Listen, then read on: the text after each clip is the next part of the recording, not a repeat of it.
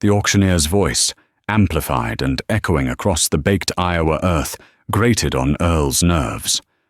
"All right, folks, who'll give me $500 for this relic?" He gestured with a dismissive wave toward the Farmall M, its faded red paint baked to a dusty orange by decades of sun. Earl clenched his jaw. Relic? That tractor had pulled him through more tight spots than he cared to remember. His grandson, Billy, stood beside him, shifting his weight from foot to foot, a nervous energy radiating off him like heat off the blacktop. "Grandpa, just let it go. It's time.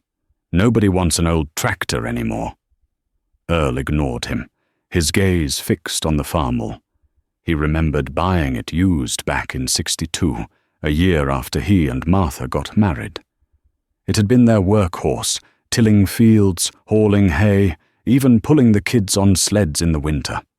Every scratch, every dent, every oil stain told a story. Stories Billy wouldn't understand. Stories about sweat, sacrifice, and the stubborn pride of a man who made his living from the land. Across the dusty farmyard, Dale Hemmings, resplendent in a brand-new John Deere cap and a smug grin, leaned against the gleaming chrome of his combine. Dale, with his endless appetite for debt and his shiny computerized equipment, was everything Earl despised. He'd been circling Earl's land like a vulture for years, waiting for him to falter. "500 I got," the auctioneer drawled. "Anyone gonna make it 6? Come on now. This beauty's got good bones. Just needs a little love." Earl snorted. Love? These city folks wouldn't know love if it bit them on the backside. They saw only rust and outdated technology. They didn't see the history, the reliability, the sheer grit of a machine built to last. Billy tugged at his sleeve. "Grandpa, please. It's embarrassing. We could get a decent price for it online. Some collector or something." Earl shook him off. "This tractor ain't going online, Billy. It's staying right here." He raised his hand, his voice cracking with a lifetime of shouting over the roar of engines. 700! The auctioneer looked surprised. Dale Hemmings chuckled, a low rumble that carried across the yard. 800! Dale called out, not even bothering to look at Earl. Earl met Dale's gaze, his eyes narrowed. This wasn't about the tractor anymore. It was about pride, about principle, about everything Earl held sacred. 900! The bidding war escalated, fueled by Earl's stubbornness and Dale's arrogance.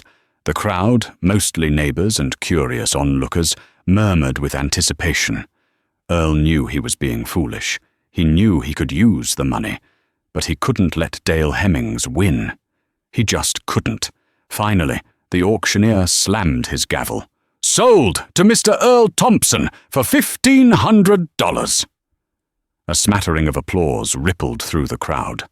Earl stood tall, his chest heaving, his hand resting on the Farmall's warm hood. He'd won the battle, but he knew the war was far from over. Billy looked at him, a mixture of exasperation and pity in his eyes. "Grandpa, what are you going to do with it? You already have 2 tractors." Earl didn't answer. He just climbed onto the Farmall, adjusted his cap, and fired up the engine.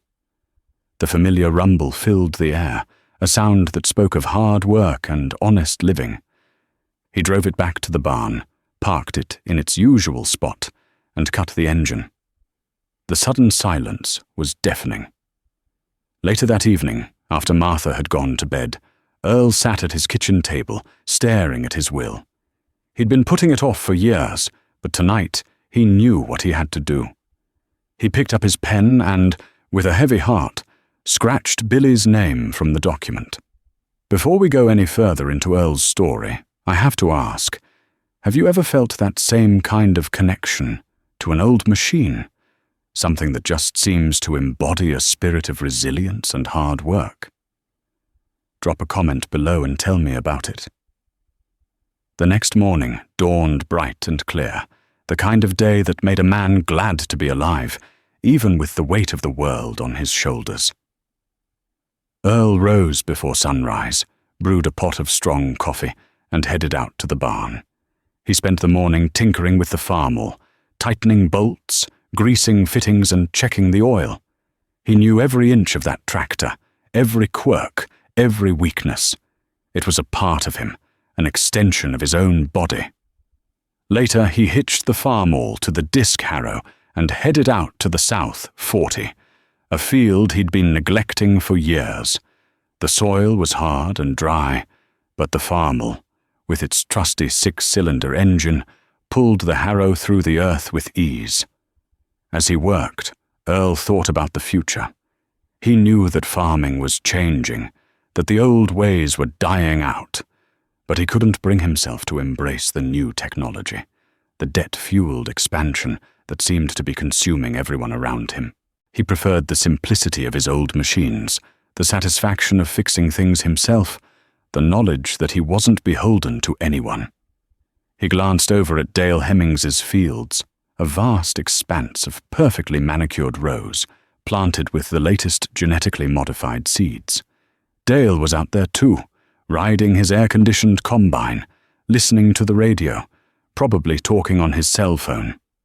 Earl felt a pang of envy, but it was quickly replaced by a sense of defiance. He might not be rich, but he was free. He owned his land, he owned his equipment, and he answered to no one. That afternoon, while Earl was working on the Farmall, Billy came out to the barn. He stood there for a moment, watching Earl, his expression unreadable. "Grandpa," he said finally, "I don't understand you. Why are you so stubborn?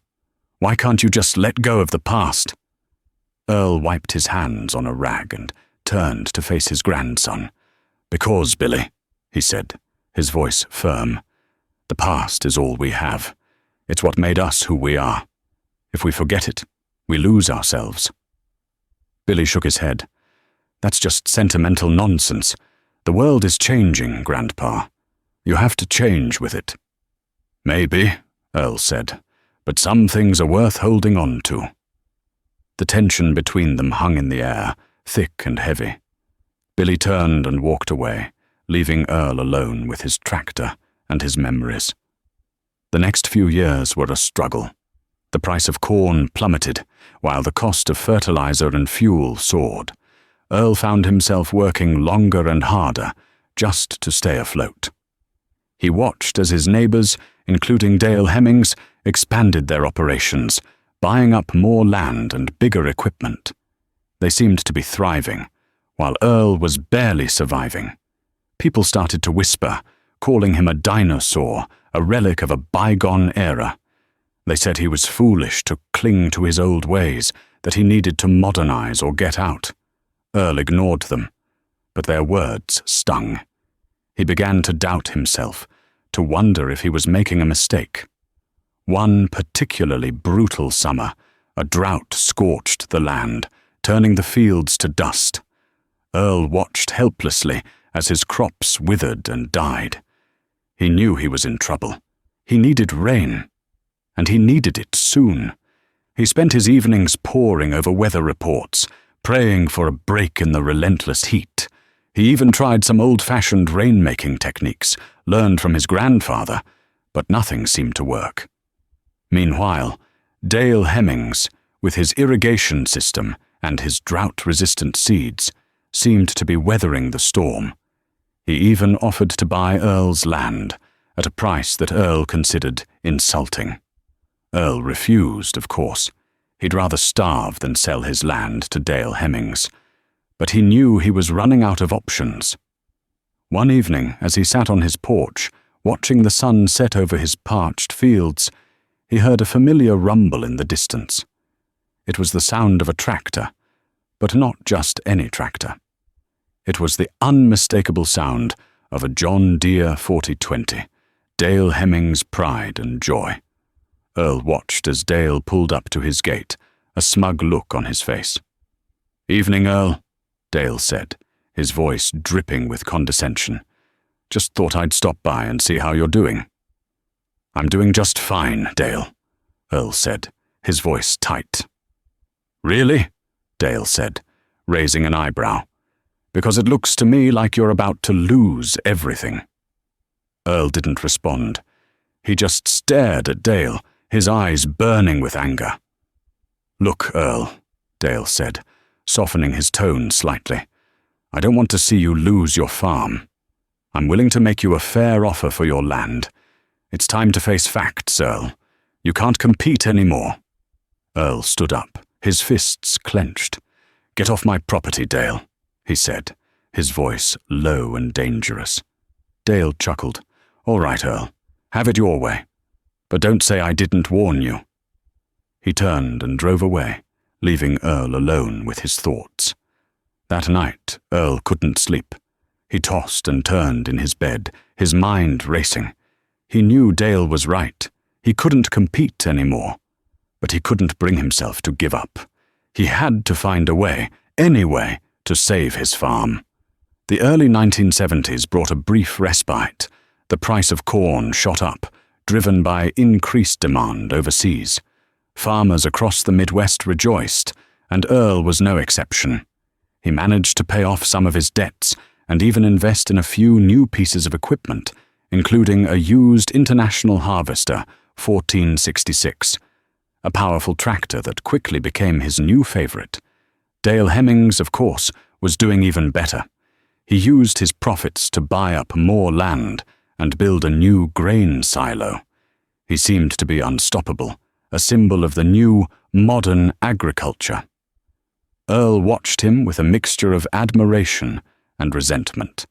He knew that Dale was playing the game the way it was meant to be played, but he couldn't shake the feeling that something was wrong. It all seemed too easy, too fast. He remembered his father's words. "Easy come, easy go, son. Don't get too caught up in the good times, because they never last." Earl tried to heed his father's advice. He resisted the temptation to expand his operation, to take on more debt. He stuck to his old ways, his conservative principles. His neighbors, however, thought he was crazy. They accused him of being afraid of success, of holding himself back. They said he was missing out on the opportunity of a lifetime. Earl didn't care what they thought. He knew that the good times wouldn't last forever. He could feel it in his bones. One evening, as he was sitting on his porch, watching the sun set over his fields, Martha came out to join him. She sat down beside him, took his hand, and squeezed it tight. "You know," she said, "I'm proud of you, Earl. You've always done what you thought was right, no matter what anyone else said." Earl smiled. "Thanks, Martha," he said. "That means a lot. But," she continued, "I'm also worried about you. You're working too hard, and you're not taking care of yourself. You need to slow down, Earl. You're not getting any younger." Earl sighed. "I know, Martha," he said, "but I can't help it.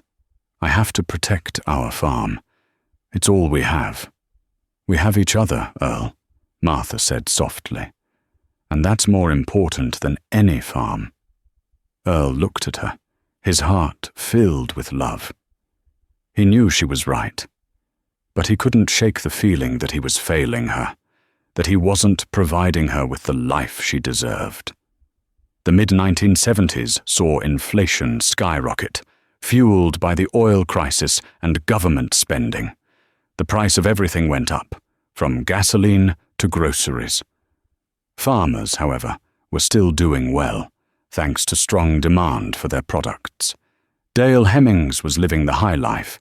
He bought a new Cadillac, a new boat, and a vacation home in Florida. He seemed to have it all. Earl, on the other hand, was starting to feel the pinch. The rising cost of inputs was eating into his profits. He had to start cutting corners, deferring maintenance, and working even harder. He knew that the good times were coming to an end. He could see the storm clouds gathering on the horizon. One day, while he was working on the International Harvester, he noticed a small crack in the engine block. It was a minor thing, but it was a sign of things to come.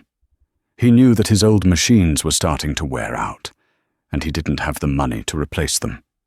He thought about Dale Hemmings, with his shiny new equipment and his endless supply of credit. He wondered if he should have followed Dale's lead, if he should have embraced the new technology, the debt-fueled expansion. But then he remembered his father's words. "Easy come, easy go, son."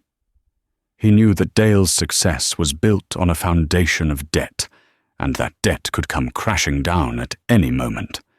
Earl decided to stick to his old ways, to his conservative principles. He would weather the storm, just like he always had.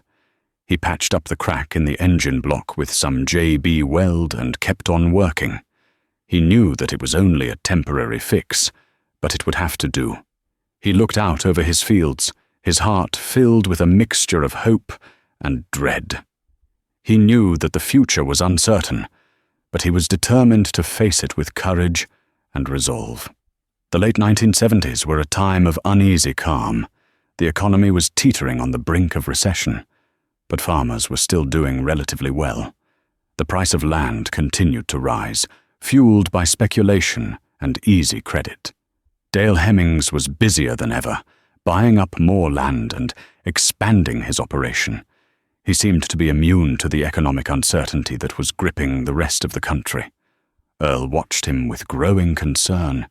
He knew that Dale was overextended, that he was one bad harvest away from disaster. But Dale seemed oblivious to the danger.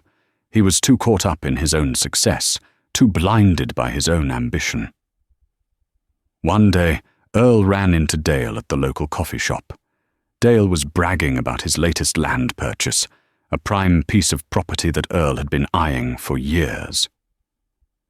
"You should have made me an offer, Earl," Dale said, his voice dripping with smugness. "But I guess you're too afraid to take a risk."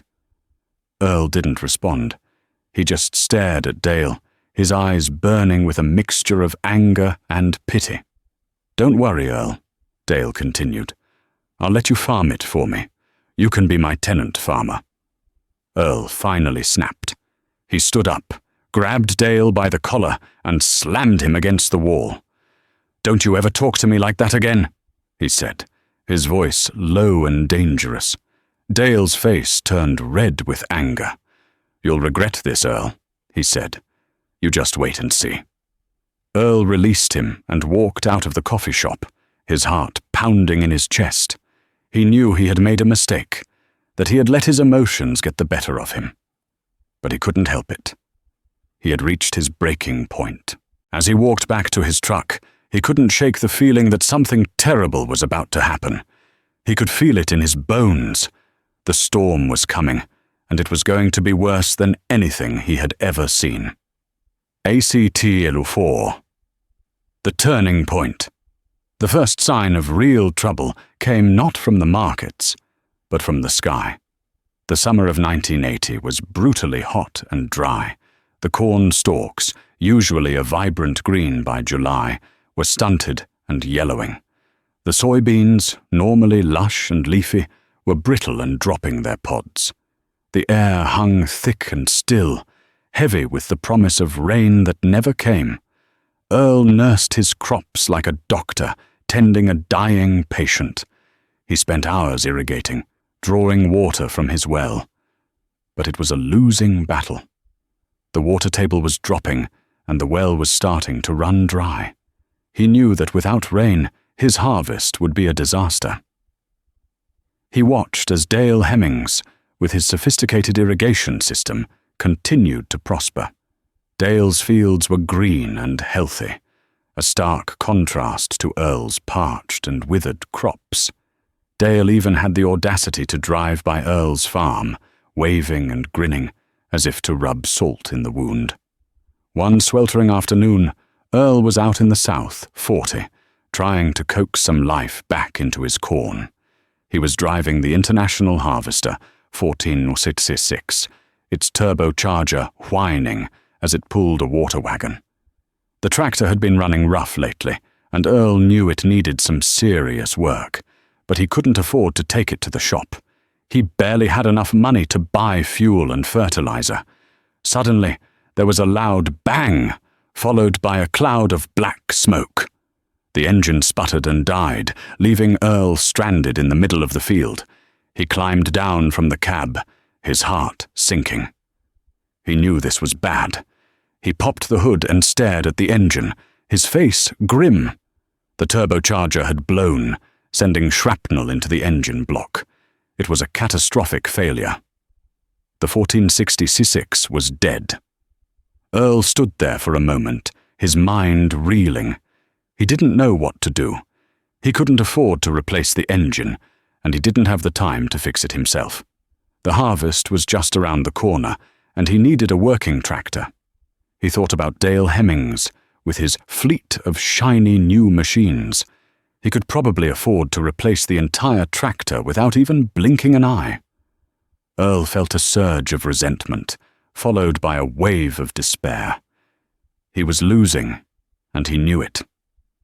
He walked back to the farmhouse, his shoulders slumped. He told Martha what had happened, and she tried to comfort him, but he could see the worry in her eyes. She knew that this was more than just a broken tractor. It was a sign of the times, a symbol of Earl's dwindling fortunes. That evening, Earl sat at his kitchen table, staring at his bills. He was behind on his mortgage payments, his fuel bills were overdue, and he had no money to buy seed for next year's crop. He was drowning in debt, and he couldn't see a way out. He thought about selling his land to Dale Hemmings. Dale had been making him offers for years, and the price was getting more tempting with each passing day. Earl knew that selling was the only logical thing to do, but he couldn't bring himself to do it. His land was his life, his legacy. He couldn't imagine living anywhere else. He picked up his pen and started to write a letter to the bank, begging for more time. He knew it was a long shot, but he had to try. He had to fight for his farm, for his family, for his way of life. Across the county, Dale Hemmings was starting to feel the pressure as well. The high interest rates, coupled with the rising cost of fuel and fertilizer, were squeezing his profits. He had borrowed heavily to expand his operation, and he was starting to worry about making his payments. He had a meeting scheduled with his banker, Mr. Johnson, to discuss his loan. He knew that Mr. Johnson was getting nervous about the farm economy, and he feared that he might not be able to get the loan extended. Dale arrived at the bank, his stomach churning with anxiety. He walked into Mr. Johnson's office, trying to project an air of confidence. "Good morning, Dale," Mr. Johnson said, his voice cool and professional. "Have a seat." Dale sat down and tried to smile, but his face felt stiff and unnatural. "So, Dale," Mr. Johnson said, "let's talk about your loan." Dale swallowed hard. "Yes, sir," he said. "I'm here to request an extension." Mr. Johnson leaned back in his chair and steepled his fingers. "Dale," he said, "I'm not sure that's possible. The farm economy is in trouble, and the bank is getting nervous about lending money to farmers." Dale's heart sank. "But Mr. Johnson," he said, "I've always been a good customer. I've always made my payments on time." "That's true, Dale," Mr. Johnson said, "but your debt-to-asset ratio is getting dangerously high. We need to see some improvement in your financial situation." Dale pleaded with Mr. Johnson, promising to cut costs and increase his yields. He even offered to put up some of his personal assets as collateral. Mr. Johnson listened patiently, but his expression remained unchanged. Finally, he shook his head.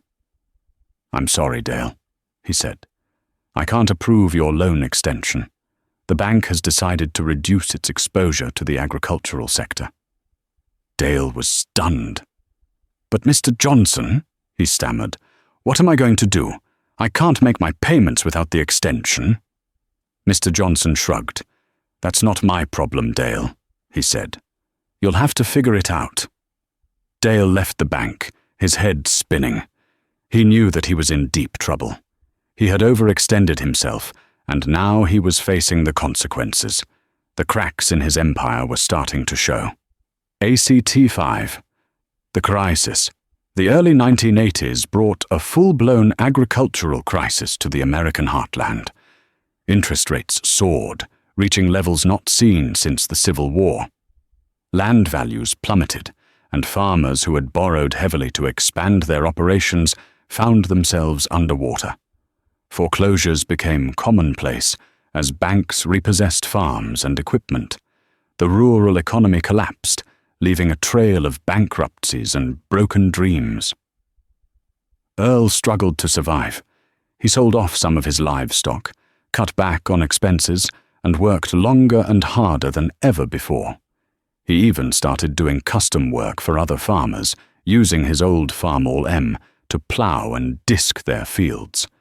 It was humiliating, but he had no choice.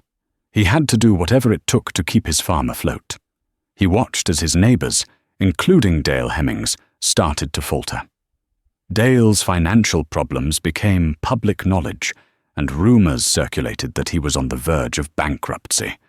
His shiny new equipment sat idle in his fields, and his vacation home in Florida was put up for sale. One day, Earl saw Dale driving his John Deere Forte 20 down the road, pulling a grain wagon. Dale looked haggard and defeated, his face etched with worry. Earl felt a pang of sympathy for him. He knew what it was like to struggle, to face the prospect of losing everything. Later that week, Earl heard that Dale Hemmings had defaulted on his loans and that the bank was foreclosing on his farm. Dale's empire had crumbled, leaving him penniless and broken. Earl felt a strange mixture of emotions. He was glad that Dale had finally gotten his comeuppance, but he also felt sorry for him. He knew that Dale had made some bad decisions, but he didn't deserve to lose everything. He decided to pay Dale a visit. He drove over to Dale's farm, his heart heavy with compassion. He found Dale sitting on his porch, staring out at his fields. "Dale," Earl said, "I heard what happened. I'm sorry." Dale looked up, his eyes red and swollen. "Thanks, Earl," he said. "I appreciate that." Earl sat down beside him and put his hand on his shoulder. "Dale," he said, "I know this is hard, but you'll get through it. You're a strong man." Dale shook his head. "No, Earl," he said. "I'm not strong. I was just greedy and arrogant. I thought I was invincible, but I was wrong." Earl nodded. "We all make mistakes, Dale," he said. "The important thing is to learn from them." Dale sighed. "I don't know what I'm going to do, Earl," he said. "I've lost everything." Earl thought for a moment. "Dale," he said, "I have an idea. Why don't you come work for me? I could use some help on the farm." Dale looked surprised. "You'd hire me, Earl?" he said. "After everything that's happened?" Earl smiled. "Sure, Dale," he said. "We all need a second chance." Dale hesitated for a moment, then nodded. "Okay, Earl," he said. "I'll do it. Thank you." Earl helped Dale pack up his belongings and move off his farm. Dale lost everything: his land, his equipment, his house. He was forced to start over with nothing but the clothes on his back. Earl, on the other hand, managed to survive the crisis.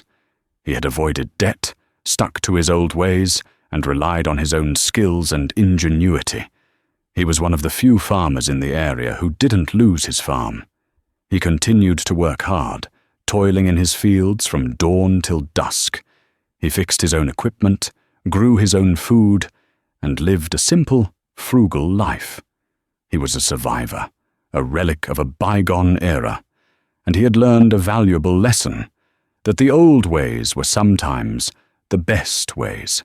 That debt was a dangerous trap, and that true wealth was not measured in dollars and cents, but in the bonds of family and community. Act 6. Vindication and Legacy.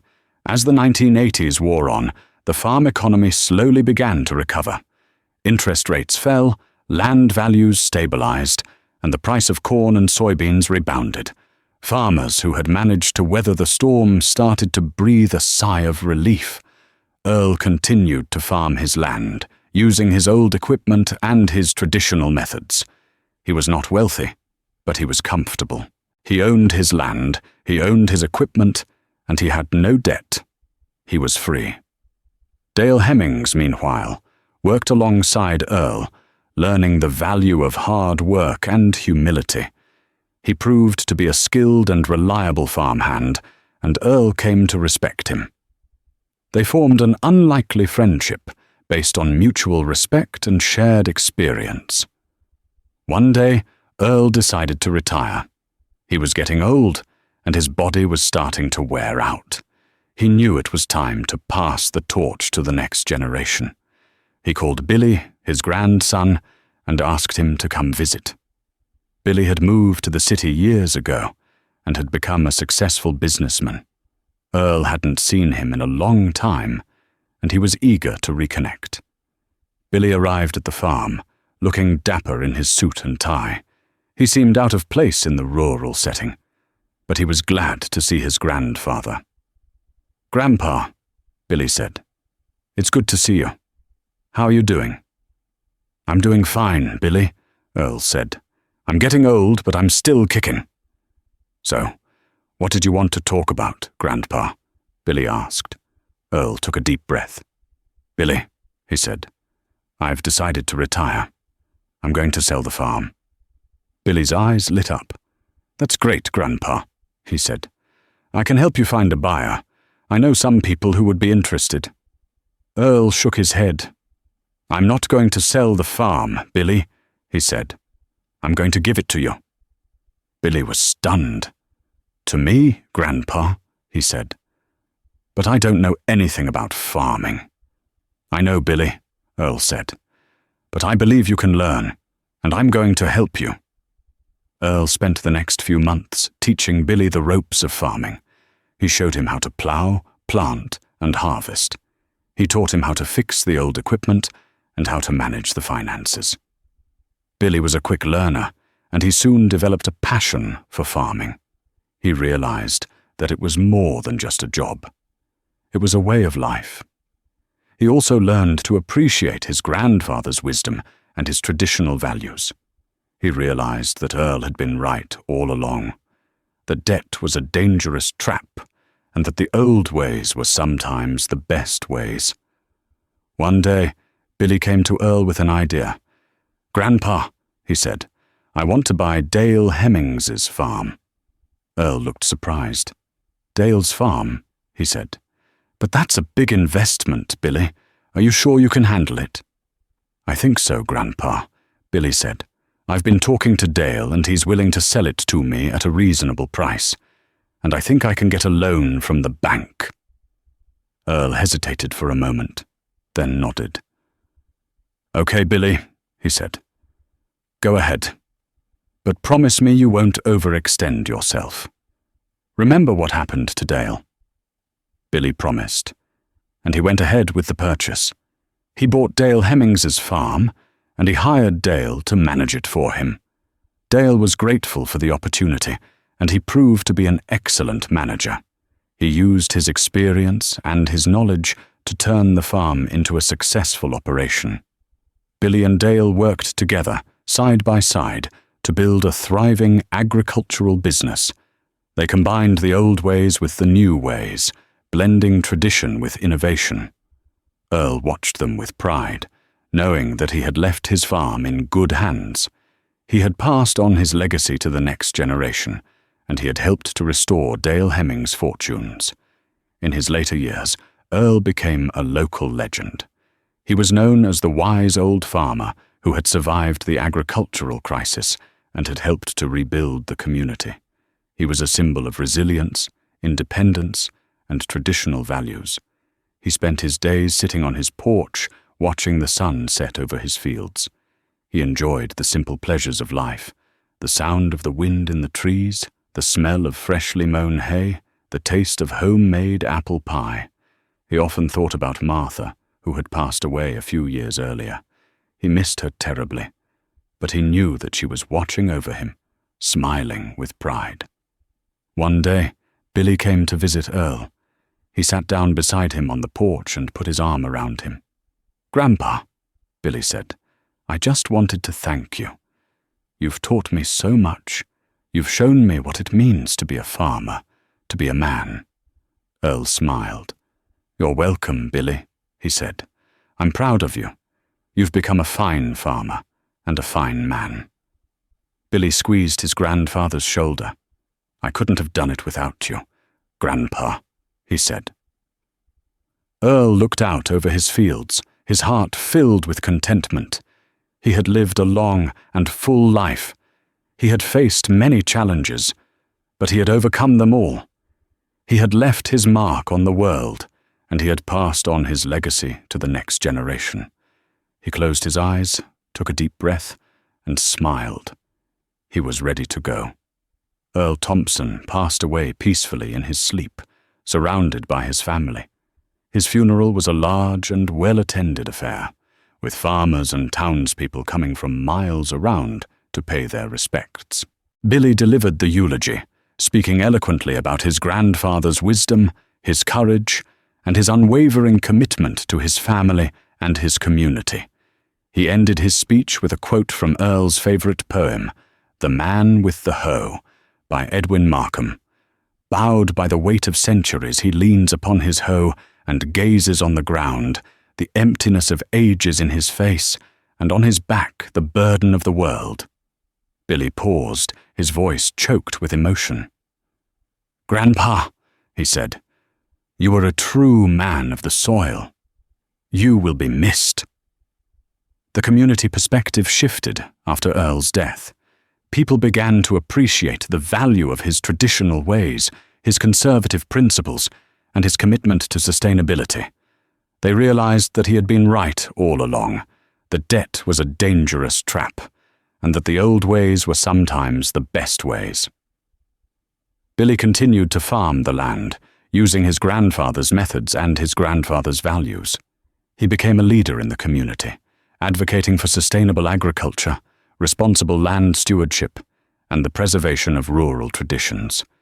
He also made sure that Dale Hemmings was taken care of, providing him with a comfortable home and a secure income. Dale remained on the farm, working alongside Billy and sharing his knowledge and experience. The Farmall M, the tractor that had been at the center of so much drama, was restored to its former glory and became a symbol of the farm's history and heritage. It was proudly displayed at local parades and farm shows, a reminder of the past, and a testament to the enduring power of tradition. Billy passed on the lessons he had learned from his grandfather to his own children, teaching them the value of hard work, honesty, and respect for the land. He instilled in them a sense of pride in their heritage and a commitment to preserving the rural way of life.